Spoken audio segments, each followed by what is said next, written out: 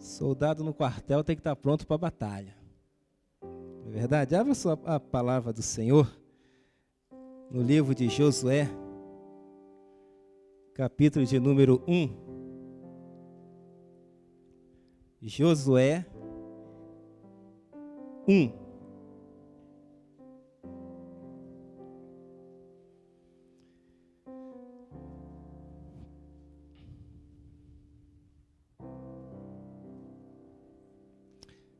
Amém?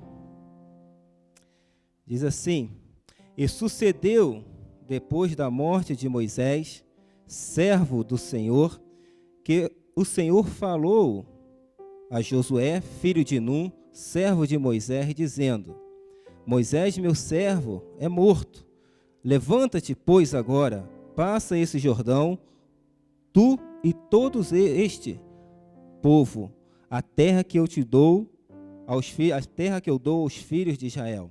Todo lugar que pisar a planta do vosso pé, vô-lo tenho dado, como disse a Moisés, desde o deserto e desde este Líbano até o grande rio, o rio Eufrates, toda a terra dos heteus até o grande mar, para o poente do sol, será vosso termo. Ninguém se susterá diante de ti, todos os dias da tua vida. Como fui com Moisés, assim serei contigo. Não te deixarei, nem te desampararei. Vamos falar lá para o versículo 10. Então deu ordem Josué aos príncipes do povo: passai pelo meio do arraial, ordenai ao povo, dizendo: provede-vos de comida, por dentro de 3 dias passarei este Jordão, para que tomeis posse da terra que vos dá o Senhor vosso Deus, para que a possuais. Amém? Irmãos, como igreja, nós temos alguns sonhos, alguns projetos, até como o pastor Michel falou aqui, a realizar. Nós sonhamos, nós planejamos, calculamos, fazemos como igreja planos para alcançarmos algo do Senhor. Só que esses planos e esses projetos que nós fazemos tem que ter, a igreja tem que cooperar, melhor dizendo, e acima de tudo, a igreja precisa estar unida. A igreja precisa estar em unidade. E quando nós falamos em união da igreja, sempre vem à mente aquela igreja primitiva, que pegamos como modelo de igreja perfeita. Nós sabemos que não existe uma igreja perfeita, mas concordo também que a igreja primitiva é um modelo de comunhão e de união. Só que quando eu olho para Israel, quando eu olho para o povo judeu, com suas lutas, com as suas provações, com os seus temores, eu vejo que ali é um exemplo claro de uma perseguição, de uma união, e que representa nos nossos dias. Se eu fizéssemos uma linha do tempo com o povo judeu, com Israel, eles passaram por altos e baixos na sua caminhada, e nós muitas vezes passamos também por esses altos e baixos. Então, o que representa a busca do união, eu olho naquele povo, que é chamado do Egito, que passa 40 anos peregrinando no deserto, reclamando, resmungando, achando que o cativeiro era melhor, achando que a escravidão era melhor, porque eles passavam pelo deserto, mas não conseguiam enxergar o futuro que estava reservado para eles. Eles passam cada etapa ali naquele deserto, mas viviam olhando para o passado, viviam olhando para o cativeiro como se fosse algo melhor do que eles estavam passando. E eu vejo ali tanta diferença entre o povo e um líder tentando arrumar aquilo tudo para que eles chegassem unidos diante ou entrassem numa terra que já tinha sido prometida por Deus. E não é diferente do que nós vivemos como igreja, com diferenças, com lutas, com provações, onde tem o seu líder, da mesma forma, nos incentivando a continuarmos unidos em prol de um bem comum, mas que esse bem não terreno é um bem espiritual, que é alcançarmos a salvação em Cristo, que é alcançarmos uma terra que nos é prometida também. Uma terra em que, em Apocalipse diz que não haverá choro, não haverá ranger de dentes, não haverá tristeza, não precisará de sol, porque o Senhor a iluminará. Mas para chegarmos lá naquela terra, temos um deserto para passar. Temos um deserto para enfrentar. Temos o nosso ego, o nosso orgulho. Temos que superar muitas coisas para chegarmos nessa terra prometida. Temos que nos superarmos para alcançarmos este objetivo. E eu vejo em Israel fazendo essa ponte de uma terra prometida, que temos uma terra, um lugar prometido, e passamos pelas mesmas coisas que eles passaram. E procuramos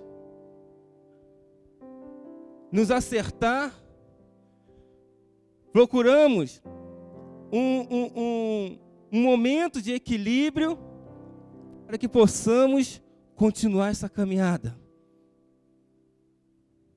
E é necessário que a igreja de Cristo, ela esteja bem unida, bem fundamentada, para que possa passar por toda essa vida. Não adianta que sozinhos nós não vamos conseguir. Não adianta que sozinhos não chegaremos a lugar nenhum. Mas juntos, em Cristo, nós conseguiremos vencer. E eu separei pelo menos 4 princípios aqui que eu vejo nesse texto, que fizeram com que eles se unissem no prol de conquistar a terra. Só abrir aqui.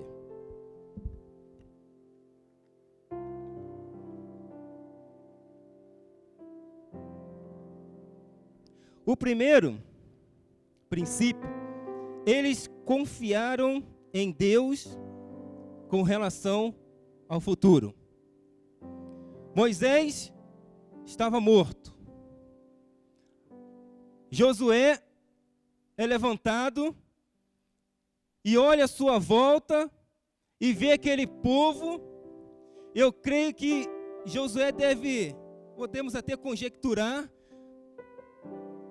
olhou para aquele povo e deve ter pensado: meu Deus, o que eu vou fazer? Se eles fizeram tudo aquilo com Moisés, imagina o que vão fazer comigo. Se Moisés, preparado, não conseguiu entrar com esse povo, como que eu vou conseguir? Mas ele recebe essa palavra do Senhor diretamente para ele: olha, Moisés é morto, mas você vai fazer com que esse povo passe esse Jordão e entre na terra prometida. Você vai fazer isso. Você vai fazer isso. Você vai fazer com que os projetos sejam realizados. Nós vamos fazer com que os projetos sejam realizados, se fizermos como esse povo que olhou para Deus e contemplou um futuro. Nesse momento aqui, eles chegam mais à frente, depois que eles passam o Jordão, Deus faz um movimento no meio do povo, para que faça com que eles esqueçam todo aquele passado, para que eles vejam e esqueçam todo aquele passado de sofrimento que eles tinham vivido, para que alcançasse um novo alvo para suas vidas. O Jordão ali era um divisor de água para eles. Era atravessar o Jordão e estar diante da terra. Mas eles tinham ainda que vencer essa última barreira. E muitas das vezes nós paramos diante dos Jordões da vida e não conseguimos transpor as barreiras. E preferimos olhar para trás e pensar que lá atrás era melhor. Mas, meu irmão, Deus te deu uma promessa, e se Ele deu, Ele vai cumprir na sua vida. Se Ele te prometeu, Ele vai cumprir. Agora você tem que estar aos pés dEle, você tem que estar confiando nele. Você tem que contemplar com a visão espiritual aquilo que Deus te prometeu e se agarrar na promessa. Porque quando vem a promessa, também vem as lutas para tentar fazer com que você venha desanimar. Mas eles olharam para Deus. Eles confiaram em Deus. E Josué chama e fala assim: olha, passa no meio do arraial. Manda juntar comida.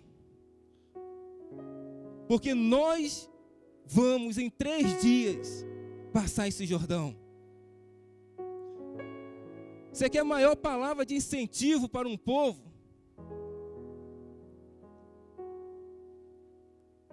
Do que essa? Deus trabalha primeiro no seu líder. E depois esse líder vai lá e trabalha com o povo. Aí que está o grande mistério. Por isso que muitas empresas até falem, porque não tem uma liderança, tem uma chefia. O chefe manda, faz porque ele é investido da capacidade de poder, de mando. O líder, ele não manda, ele diz: vamos fazer. E José fala: olha, vamos passar esse Jordão. Vamos entrar na terra prometida. Não importa o que acontecer, nós vamos, porque a promessa nos foi dada por intermédio do Senhor. Só que não pode ficar só na teoria. Não adiantava nada ele chamar todo o povo e falar: olha, vamos, se ele não tomasse a iniciativa de chegar para os sacerdotes: ó, preparem. Se preparem, porque nós vamos passar.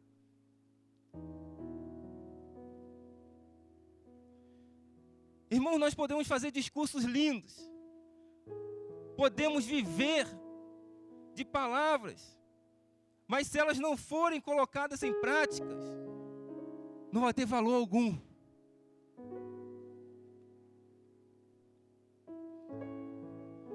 Não adianta eu dizer que eu estou no centro da vontade de Deus, se eu realmente não vivo no centro da vontade de Deus.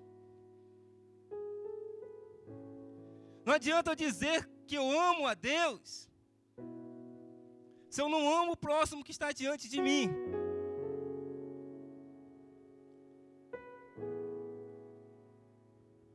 Não adianta eu louvar e dizer que é melhor estar na casa do Senhor do que em outro lugar 1000,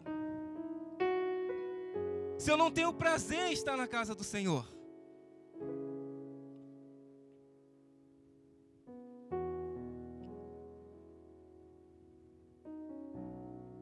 Não adianta eu dizer tantas coisas, se eu não colocar em prática. Se eu não viver realmente a vida que Cristo quer que eu viva.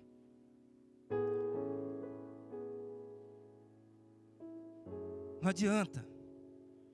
E eles viram isso. Era um povo obstinado.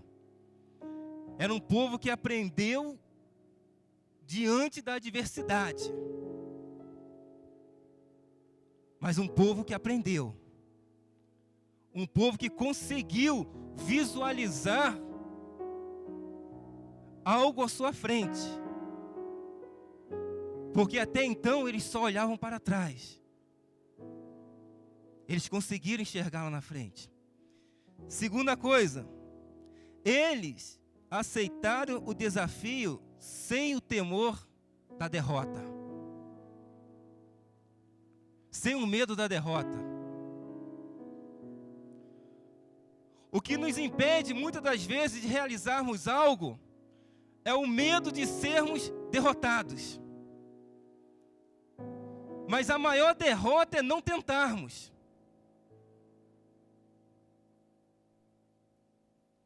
A maior derrota é não tentarmos. Você acha que você tentar algo, você vai acertar pela primeira vez? Pode até ser. Pode até acontecer. Mas tem que estar preparado para perder algumas batalhas na vida. Você pegar ali a história do Abraham Lincoln nos Estados Unidos, ele tentou várias vezes ser senador, ser vice-presidente. Ele tentou 3 mandatos seguidos ser senador, não conseguiu. Quando estava com 52 para 53 anos, ele conseguiu ser presidente dos Estados Unidos. E foi um dos maiores presidentes. Ele falou justamente isso. Você tem que insistir. E tem que estar preparado para enfrentar as derrotas. Tem que estar preparado para enfrentar as adversidades. Agora, se você não enfrentá-las, você nunca vai vencer. Se diante da primeira dificuldade, você pensar em recuar, pensar em voltar, você nunca vai alcançar a vitória. Sabe por quê? Porque todas as vezes que surgir uma dificuldade, vai recuar. E com Deus você tem que seguir em frente. Ou ele diz para você marchar, é para você marchar. Se ele disse que a muralha ali ia cair, a muralha caiu. Se ele disse que a água ia abrir, o mar ia se abrir, o mar se abriu. Mas para isso você tem que estar arraigado, firme na promessa que ele deu. E não temer, ainda que a derrota possa vir. Você tem que permanecer firme. O medo nos impede de fazer muitas coisas. O novo, a mudança, já gera um sentimento de medo. O novo, o mudar, Sabe por quê? Porque nós preferimos ficar numa zona de conforto, onde nós temos controle da situação. Quando algo te impulsiona a mudar, a sensação de medo vem, porque o novo você não conhece.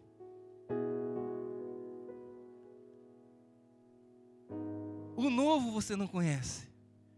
Mas é necessário você enfrentar isso.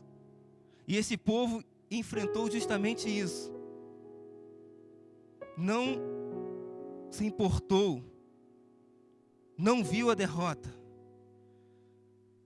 Aquela geração, entre aspas, de derrotados tinha passado. Aquela geração que foi espiar a terra, e que viu que a terra era boa, que viu que era verdade que Deus tinha prometido, mas que dos 12 que foram, 10 inflamaram o povo contra Moisés, e apenas esse Josué aqui e o Caleb se manteram firmes e falaram: olha, se Deus prometeu, Ele vai cumprir.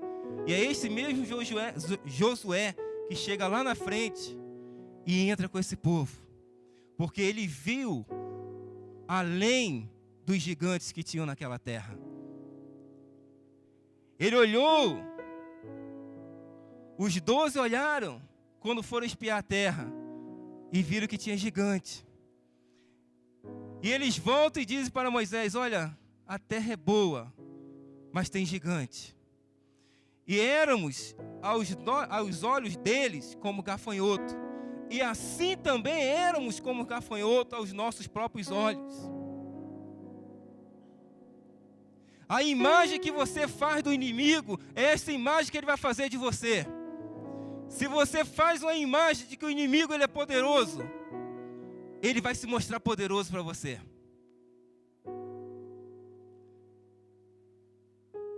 Depende do ponto de vista que você olha.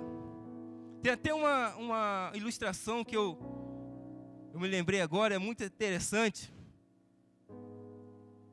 E mostra, do ponto de vista, você pode sair um vencedor ou não. Não sei se é verídica, mas diz assim, que um empresário pegou 2 dos seus melhores funcionários e mandou para a Índia. Falou assim: olha, eu quero abrir uma empresa de calçados e ver lá se lá tem mercado para isso. E tragam-me um relatório. E os funcionários trouxeram o relatório. O primeiro apresentou: olha, chefe, não tem como criarmos uma loja de sapato lá. Mas por quê? Porque lá todo mundo anda descalço. Então, não iríamos falir. Ele: tá bom. E chamou outro.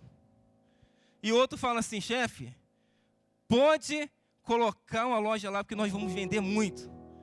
Mas por quê? Porque todo mundo está descalço lá. Então, quando nós chegarmos com o sapato lá, nós vamos vender. E nós vamos ficar ricos.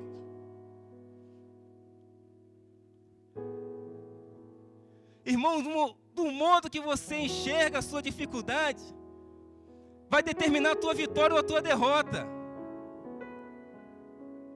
Do modo que você aceita, às vezes, aquela palavra que vem contra você: olha, isso não é para você.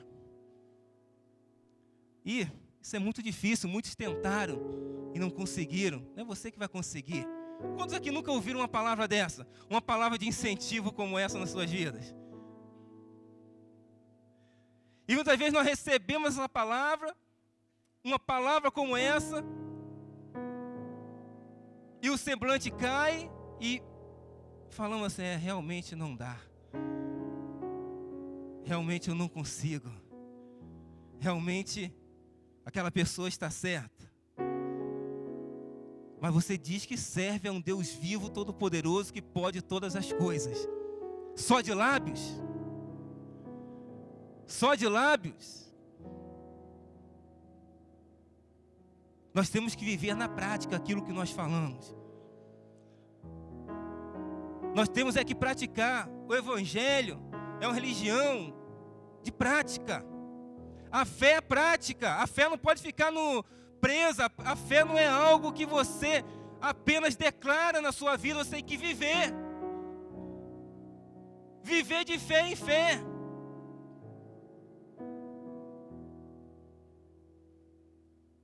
E essa fé e essa vida nossa como igreja tem que ser em união.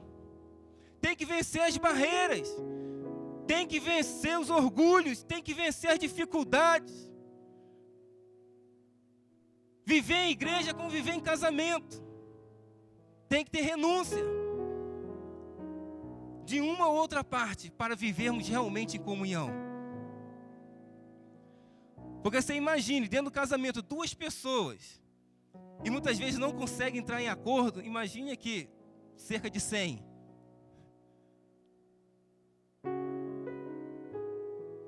Pelo menos 99 vão ter que renunciar, para que nós cheguemos a um bem comum, para que cheguemos a algum lugar. Irmãos, é sério. Jesus lá em João, ele diz, olha, eu faço isso na oração dele. Ele ora lá em João 17, ele ora pelos discípulos, ora por si mesmo, ora por nós. Que ele ora, oro também por aqueles que hão de crer em mim. Ele estava orando por nós também. E ele conclui, ele diz, olha, para que eles sejam um em mim, como eu sou em ti.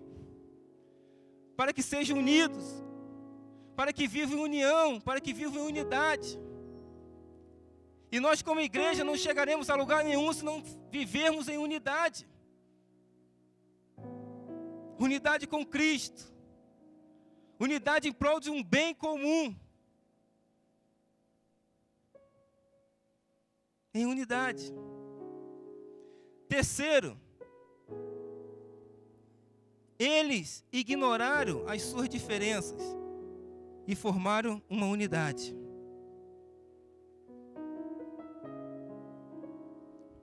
Quantas diferenças nós temos? Quantos pensamentos? Muitas vezes nós vamos ter que ignorar tudo isso, se quisermos caminhar juntos.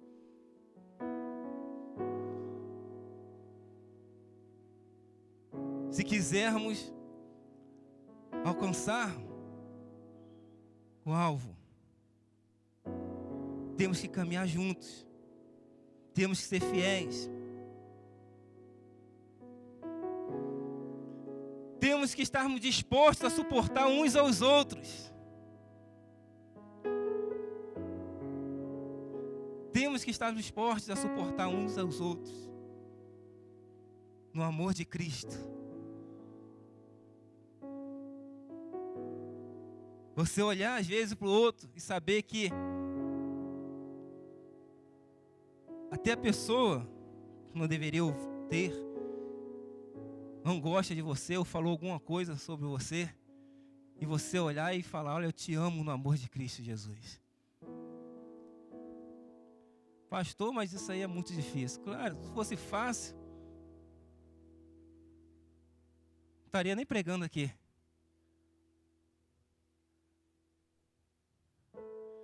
Porque como a palavra diz, se eu disser que amo a minha esposa, estou falando alguma coisa demais? Estou falando alguma coisa demais? Se é a mulher que vive comigo, que eu casei? Não, a Bíblia diz até os ímpios fazem isso. E às vezes melhores. Mas como eu digo que amo ao meu inimigo, aí é que está a diferença. Mas como eu vou dizer que amo o meu inimigo se eu não amar aquele que está próximo de mim? Que senta muitas vezes no banco junto comigo na igreja. Irmãos, união, unidade é algo muito sério.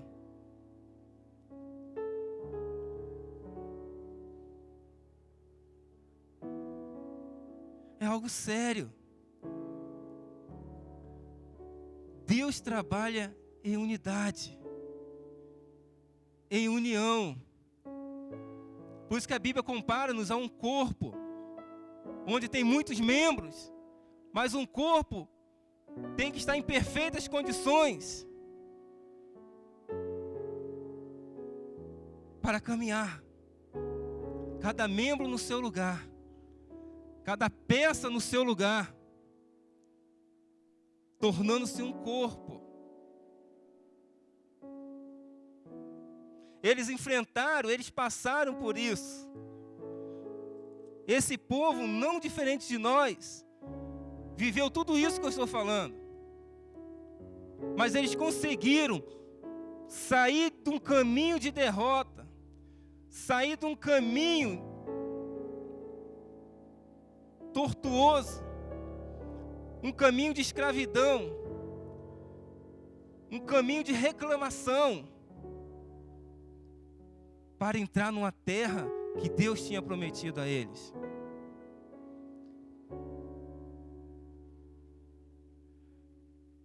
Nós temos que caminhar juntos. Esse projeto, tanto é que o pastor nem falou nada comigo, ia comentar. Quando eu vi o pastor André falando, pastor Michel falando, eu falei, glória a Deus. Que Deus tem confirmado a nossa palavra. Tem confirmado a sua palavra, melhor dizendo, que não é nossa, é dele. Tudo que nós temos que fazer aqui, meu irmão, seja em obra, seja em pensamento, seja em obra física, seja em obra espiritual, seja em obra emocional, seja em obra psicológica, seja em tratamento, seja em que for, nós só iremos conseguir através da unidade, através da união, todos pegando juntos, todos unidos, em prol desse bem, que é chegarmos, alcançar, fazermos os projetos de Deus aqui, para alcançarmos ao bem maior que é a nossa salvação. O corpo bem ajustado, o corpo bem ajustado. Não adianta o pastor Michel ele ficar aqui e vamos, se nós só ficarmos olhando e falar para ele, vai. Não, nós temos que pegar e falar, vamos juntos. E não adianta, irmãos, como foi falado aqui, Deus não vai chamar os desocupados não, Ele vai chamar você que está cheio de coisa para fazer. Está cheio de coisa para realizar. Mas Deus vai te dizer, olha, dá mais um tempinho para mim. Você pega ali o livro de Daniel. Daniel cuidava de uma nação, mas ele separava 3 vezes ao dia para orar. E eu fico imaginando, meu Deus, como que ele fazia isso? Cuidar de um povo idólatra, como eram os babilônicos. Tinha os remanescentes de Israel ainda ali. E ele não encontrava tempo para orar 3 vezes ao dia. Eu falei, meu Deus do céu, o que esse cara fazia? Eu acho que devia ter umas 30 ou 40 horas o dia dele. Que 24 não deve dar. Mas é onde nós priorizamos.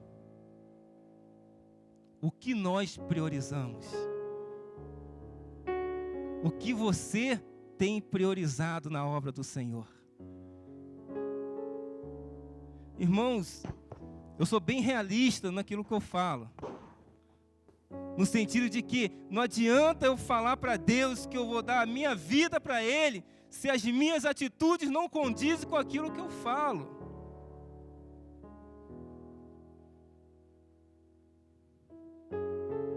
No louvor nós nos soltamos, fazemos declarações até utópicas. Mas nós temos que pensar na essência da palavra. O que nós estamos louvando? O que eu estou dizendo para Deus através daquele louvor, através daquela adoração? Senão nós entramos até numa hipocrisia. Muitas vezes somos hipócritas. Senhor, eu te dou isso, te dou aquilo, faço isso. Será que estamos realmente fazendo isso?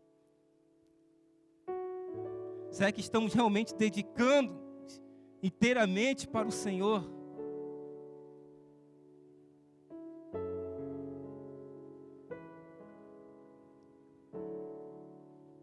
Olha o versículo 17, que ele diz: como em tudo ouvimos a Moisés, assim te ouviremos a ti, tão somente que o Senhor teu Deus seja contigo, como foi com Moisés. Eu acho que isso aqui é o ponto alto desse povo.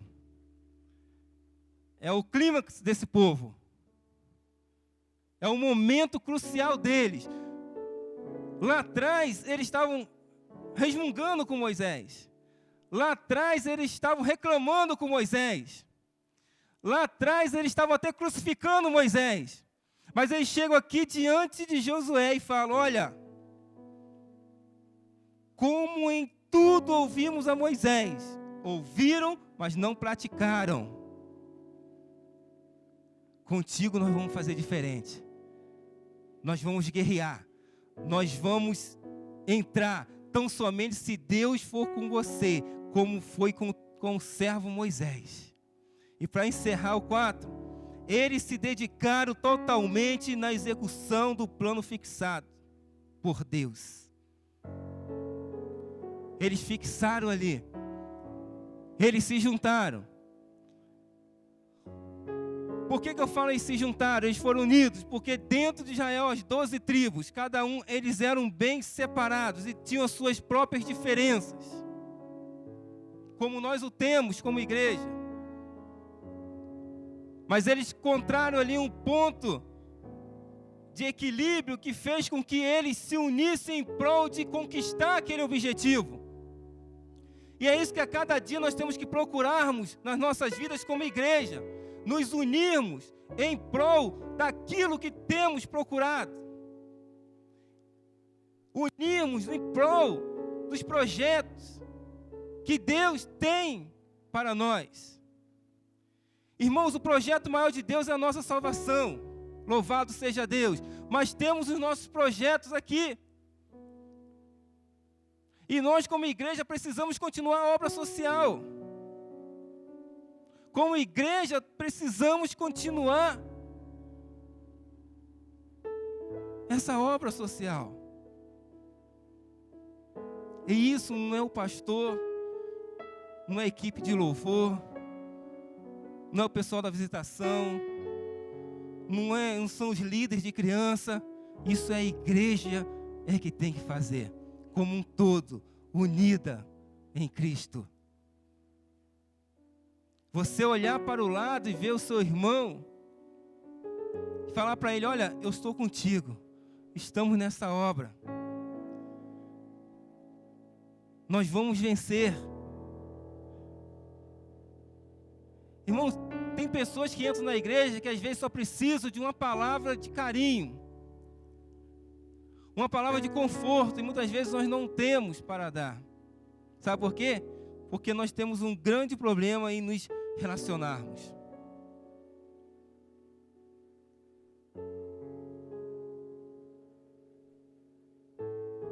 Temos relacionamentos virtuais, né? O cara vai lá para o computador e conversa com o mundo inteiro. Só que não consegue, o ser humano não consegue parar perto um do outro para conversar e se relacionar. Essa é nosso grande entrave nesses últimos tempos. O cara chega lá no Face, ele diz tudo e mais alguma coisa que não precisa dizer. Faz declarações lindas. Escreve para que o mundo veja. Mas muitas vezes dentro da sua própria casa não faz para a sua esposa e vice-versa. Irmãos, isso é a realidade.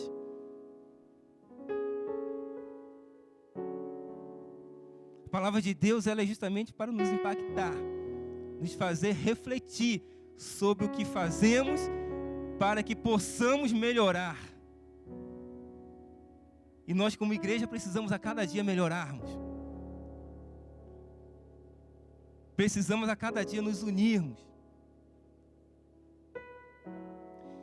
Versículo 18, para encerrar, ele diz assim: todo homem que for rebelde à tua boca e não ouvir as tuas palavras, em tudo que lhe mandares, morrerá. Então somente esforça-te e tem bom ânimo. Isso aqui já é o povo falando para Josué. O povo falando para o seu líder: olha, esforça, tem bom ânimo porque nós estamos contigo. Esforça, tem bom ânimo porque nós vamos vencer. Esforça-te, tem bom ânimo porque Deus é contigo. Esforça-te, tem bom ânimo que essas muralhas vão cair. Esforça-te, tem bom ânimo porque nós alcançaremos a vitória em Cristo Jesus.